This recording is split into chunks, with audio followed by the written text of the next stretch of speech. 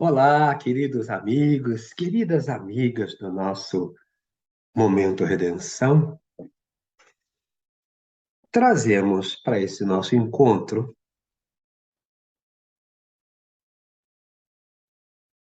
um texto interessante, muito legal, muito esclarecedor de Kardec com relação a Os Milagres. É o título desta lição, Os Milagres, constante da Revista Espírita de outubro de 1859, que é muito, muito legal para as nossas reflexões desse encontro de hoje. Vamos a ele. Sob o título de Um Milagre, o senhor Mathieu, antigo farmacêutico do Exército, acaba de publicar uma relação de vários fatos de escrita direta, dos quais foi testemunha. Considerando que tais fatos se produziram em circunstâncias mais ou menos idênticas aos que relatamos em nossos números do mês de agosto, e não apresentando nenhuma característica especial, julgamos por bem não descrevê-los. Contudo, nós os mencionamos unicamente para mostrar que os fenômenos espíritas não são privilégio exclusivo de ninguém e aproveitar a ocasião para cumprimentar o senhor Mathieu pelo zelo com que os propaga. Várias outras pequenas brochuras e artigos do mesmo autor, em diversos jornais, disso são a prova.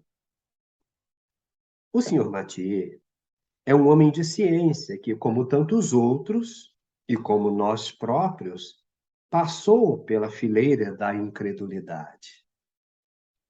Viu-se, porém, obrigado a ceder ante a evidência, porquanto, contra os fatos, é necessário depor as armas. Permitimos-nos apenas criticar o título dado à sua última publicação, não por uma questão de jogo de palavras, mas porque acreditamos que o assunto tenha certa importância e mereça um exame sério. Em sua acepção primitiva e por sua etimologia, a palavra milagre significa coisa extraordinária, coisa admirável de ver. Mas essa palavra, como tantas outras, afastou-se do sentido originário e, conforme a academia, hoje se diz de um ato do poder divino contrário às leis comuns da natureza. Então, Kardec vai apontar que vai fazer apenas uma observação por conta, fazer uma crítica, fazer a sua crítica ao título dado, não por uma questão só de palavras, né? Não por causa de palavras, né? Mas por conta de que, com a mudança, com o avanço do tempo, a palavra que originalmente tinha apenas a ideia de algo, de coisa extraordinária, tal, coisa admirável, passou a ter, depois da assunção da academia, um poder divino, quer dizer, apontava algo como o poder divino contrário às leis comuns da natureza. Ato do poder divino contrário às leis comuns da natureza. Então, por isso, Kardec vai fazer a sua crítica. Tal é, com efeito, a sua acepção usual, e não é senão por comparação e por metáfora que se aplica a coisas vulgares que nos surpreendem e cuja causa é desconhecida. Terá o fenômeno relatado pelo senhor Mathieu o caráter de um milagre no verdadeiro sentido da palavra? Certamente que não. Como já dissemos, o milagre é uma derrogação das leis da natureza, como apontada pela academia. Não entra, de modo algum, em nossa cogitação examinar se Deus julgou útil, em determinadas circunstâncias, derrogar as leis por ele mesmo estabelecidas. Nosso fim é unicamente demonstrar que o fenômeno de escrita direta, por mais extraordinário que seja, não derroga absolutamente essas leis, nem possui nenhum caráter miraculoso. Então, vejamos, observemos que Allan Kardec não se põe aqui como julgador das atitudes de Deus. Como ele estabelece aqui com muita clareza, não está no escopo da sua crítica, da sua observação, questionar se Deus pode ou se Deus não pode derrogar as leis que ele mesmo fez. Não é essa a questão. No que ele se preocupa em trazer à luz, em iluminar a questão, é os fatos da escrita direta não derrogam as leis divinas, não estão além da natureza, não estão, portanto, burlando a lei natural. Essa aqui é a grande questão a se esclarecer. Portanto, ele termina dizendo, nem possui nenhum caráter miraculoso. Isso é que é o fundamental. O milagre não se explica. A escrita direta, ao contrário, explica-se da maneira mais racional, como vimos em nosso artigo sobre esse assunto. Não se trata, pois, de um milagre, mas de um simples fenômeno que tem sua razão de ser nas leis gerais. O milagre tem ainda um outro caráter, o de ser insólito e isolado. Ora, desde que um fato se reproduz, por assim dizer, à vontade e por diversas pessoas, já não pode haver milagre. Então, Kardec faz-nos o grande favor de recolocar-nos com os pés no chão, sem viagens, sem locubrações enlouquecidas, olhando fatos. E diante dos fatos, não há discussão. Não há, como ele diz, é preciso depositar as armas, né? Depor as armas. Aos olhos dos ignorantes, a ciência faz milagres todos os dias. Eis porque, outrora, aqueles que sabiam mais que o vulgo passavam por feiticeiros. E como se acreditava que toda a ciência viesse do diabo, eles eram queimados. Né? Conclusão lógica. Né? Hoje que estamos muito mais civilizados, contentamo-nos em enviá-los aos hospícios. E aí vem a fina crítica e, de alguma sorte, observação. Né? Essa observação do Kardec é muito interessante. Hoje que estamos muito mais civilizados, contentamo-nos em enviá-los aos hospícios. Depois que deixamos os inventores morrer de fome, erigimos-lhes estátuas e os proclamamos benfeitores da humanidade. Mas deixemos essas tristes páginas de nossa história e voltemos ao assunto. Se um homem que se acha realmente morto for chamado à vida por intervenção divina, haverá verdadeiro milagre, por ser esse um fato contrário às leis da natureza. Então, sempre haverá milagre quando aquilo que se executa, aquilo que se sucede, é contrário às leis da natureza. E aí, Kardec dá o exemplo de um homem morto efetivamente morto, trazido de volta à vida. Haverá milagre. Mas, se em tal homem houver apenas aparências de morte, se lhe restar uma vitalidade latente e a ciência, ou uma ação magnética, conseguir reanimá-lo, para as pessoas esclarecidas, ter-se-á dado um simples fenômeno natural. Mas, para o vulgo ignorante, o fato passará por miraculoso e o autor será apedrejado ou venerado conforme o caráter das pessoas. Lance um físico do meio de certas campinas um papagaio elétrico e faça que o raio caia sobre uma árvore, e certamente esse novo Prometeu será tido por armado de diabólico poder. E seja dito de passagem, Prometeu parece ter se antecipado singularmente a Franklin. A escrita direta é um dos fenômenos que demonstram da maneira mais patente a ação das inteligências ocultas. Mas, pelo fato de ter produzido, perdão, mas, pelo fato de ser produzido por seres ocultos, não é mais miraculoso do que todos os outros fenômenos devidos a agentes invisíveis.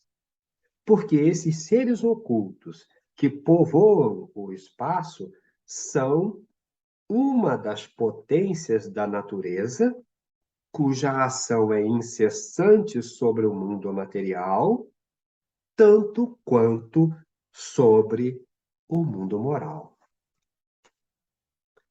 Esclarecendo-nos sobre esse poder, o Espiritismo dá-nos a chave de uma porção de coisas inexplicáveis por outros meios.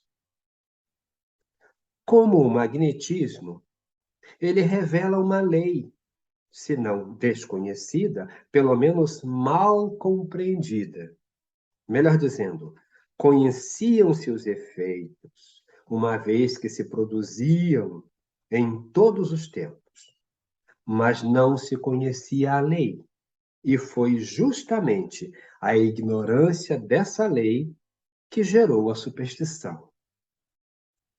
Conhecida a lei, cessa o maravilhoso, e os fenômenos entram na ordem das coisas naturais.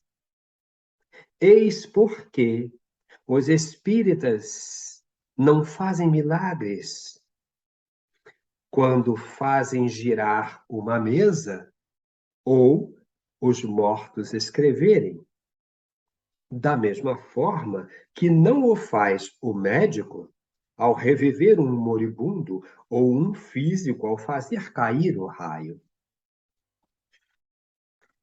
Essa a razão porque repelimos com todas as nossas forças a qualificação empregada pelo Sr. Mathieu, embora estejamos persuadidos de que ele não quis dar nenhum sentido místico a essa palavra.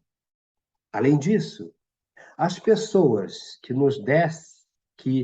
não descem ao fundo das coisas, e estas são em maior número, poderiam enganar-se e crer que os adeptos do Espiritismo se atribuem um poder sobrenatural. Aquele que pretendesse, auxiliado por essa ciência, operar milagres, ou seria ignorante do assunto, ou verdadeiro pateta. É inútil dar armas aos que riem de tudo, mesmo daquilo que não conhecem, pois isso seria entregar-se voluntariamente ao ridículo. Os fenômenos espíritas Assim como os fenômenos magnéticos, antes que se lhes conhecesse a causa, foram tidos à conta de prodígios. Ora, como os sépticos, os espíritos fortes, isto é, aqueles que julgam deter o privilégio exclusivo da razão e do bom senso, não acreditam que uma coisa seja possível pelo fato de não a compreenderem. Eis porque todos os fatos reputados prodigiosos são objeto de zombaria. E como a religião contém grande número de fatos desse gênero, nela não acreditam. Daí, a incredulidade absoluta não existe senão um passo. Então, Kardec, uma vez mais, chama-nos a atenção, e isso é de realmente fixarmos o nosso olhar, abrirmos os nossos ouvidos a essa observação importante. Como os céticos, os espíritos fortes, isto é, aqueles que julgam deter o privilégio exclusivo da razão e do bom senso, não acreditam que uma coisa seja possível pelo fato de não a compreenderem. Eis porque esses fatos reputados prodigiosos são objeto de zombaria. E aí o alerta mais interessante, e como a religião, no seu contexto convencional, contém grande número de fatos desse gênero, nela não acreditam. E dessa não crença na religião, porque ela condensa um grande número desses fatos que não são passíveis de compreensão por esses céticos e donos da razão, por assim dizer, daí a incredulidade absoluta. Não existe senão um passo. É muito fácil para esses companheiros serem absolutamente incrédulos, porque os fatos aprisionados ou apresentados pelas religiões como algo indiscutível, como algo não passível de qualquer especulação, de qualquer discussão, ele conduz esses companheiros e companheiras a um cepticismo total, à descrença absoluta da religião. Explicando a maioria desses fatos, o Espiritismo dá-lhes uma razão de ser. Então, a principal característica do Espiritismo, neste momento, ante essas situações, ante esses fatos aparentemente milagrosos, incompreensíveis, portanto, para esses céticos e senhores da absoluta razão, que não conseguem compreender esses fatos, o Espiritismo explica a maioria desses fatos, dando-lhes uma razão de ser. E quando isso alcança, quando a razão se põe, quando isso alcança a lógica do raciocínio de cada um, pronto, está sanado o problema, está esclarecida a questão. O Espiritismo vem, portanto, em auxílio da religião, ao contrário do que ela mesma supõe, ou dos que os seguidores delas possam supor, vem, portanto, em auxílio da religião, demonstrando a possibilidade de certos fatos que, por não terem mais o caráter miraculoso, nem por isso são menos extraordinários. E Deus não é menor nem menos poderoso por não haver derrogado suas leis. Então, quando esses fatos são colocados dentro da lógica da natureza, das leis naturais, eles não deixam de ser maravilhosos por conta disso e nem minimizam a grandeza de Deus e nem o seu poder. De quantas pilhérias não foram objeto as levitações de São Cupertino? Ora, a suspensão etérea dos corpos pesados é um fato demonstrado e explicado pelo Espiritismo. Nós mesmos fomos testemunha ocular e o Sr. Home, assim como outras pessoas do nosso conhecimento, repetiram várias vezes o fenômeno produzido por São Cupertino. Portanto, esse fenômeno entra na ordem das coisas naturais. Então, o que era apenas um fato religioso, trazido pela igreja de então, discutível até certo ponto, porque não se compreendia a naturalidade, a natureza, a ciência que envolvia este fato, esclarecido pelo Espiritismo, que no seu processo experimental vai conhecer, e Kardec vê esse fenômeno, assiste a esse fenômeno através do senhor Douglas Home, que levitava com o corpo levitado, saindo por uma janela e entrando pela outra, livre de qualquer acessório, não era um processo prestidigitado, não era um processo de prestidigitação, assistido por Allan Kardec, além de outros médios e outras situações, repetidos várias vezes, tornam, então, factível, real, palpável, a levitação de São Cupertino, que no campo religioso perde esse caráter de milagre para se adentrar, se adequar às leis da natureza, comprovadas então pelo Espiritismo no seu processo experimental e observador. No número dos fatos desse gênero, devem se colocar em primeira linha as aparições, por serem as mais frequentes.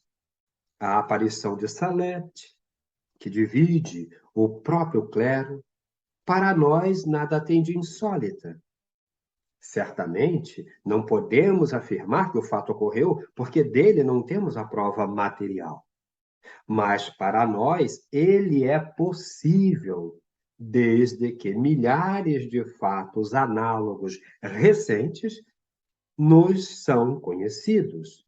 Cremos neles não apenas porque sua realidade é constatada por nós, mas, sobretudo, porque conhecemos perfeitamente a maneira pela qual se produzem. Então, não é só porque vi, é porque compreendi como se dá o fato, como se processa a ocorrência. Essa é a questão. É o conhecimento da lei que vige aquela atividade, aquele fenômeno. Reportem-se à teoria que demos das aparições e verão que esse fenômeno se torna tão simples e tão plausível quanto uma porção de fenômenos físicos que somente são considerados prodigiosos porque nos falta possuir a chave. Quanto à pessoa que se apresentou a Salete, é outra questão. Sua identidade, de modo algum, está demonstrada. Constatamos apenas que ocorrem, ou melhor, que ocorreu uma aparição. Isso é possível. O resto não é da nossa competência. Nosso objetivo também não é examinar se Deus pode derrogar as suas leis ao fazer milagres, no verdadeiro sentido da palavra. Trata-se de uma questão de teologia que não entra em nossas cogitações. Que cada um, portanto, guarde as suas convicções a esse respeito, pois o Espiritismo não tem por que se ocupar com isso. Apenas dizemos que os fatos produzidos pelo Espiritismo nos revelam leis novas e nos dão a chave de uma multidão de coisas que pareciam sobrenaturais. Se alguns deles, que passaram por miraculosos, encontraram uma explicação lógica e uma razão de ser no Espiritismo, é mais um motivo para não nos apressarmos em negar aquilo que não compreendemos. Certas pessoas nos criticam por expormos teorias espíritas que elas consideram prematuras. Esquecem que os fatos do Espiritismo são constatados por muitos precisamente porque parecem sair da lei comum. Perdão, vamos repetir. Certas pessoas nos criticam por expormos teorias espíritas que elas consideram prematuras. Esquecem que os fatos do Espiritismo são contestados por muitos precisamente porque parecem sair da lei comum e porque não se explicam. Dai-lhes uma base racional e a dúvida cessará. Dizei a alguém, pura e simplesmente, que expedireis um telegrama de Paris à América, recebendo a resposta em poucos minutos, e esse alguém rirá na vossa cara. Explicai o mecanismo do processo e ele acreditará, mesmo sem ver a operação. Neste século, em que não se poupam as palavras, a explicação é, pois, um poderoso motivo de convicção. Assim, vemos todos os dias pessoas que não testemunharam nenhum fato, que não viram uma mesa girar, nenhum médium escrever, e que se acham tão convencidas quanto nós, unicamente porque leram e compreenderam. Se não devêssemos acreditar, senão naquilo que temos sob os olhos, nossas convicções se reduziriam a bem pouca coisa.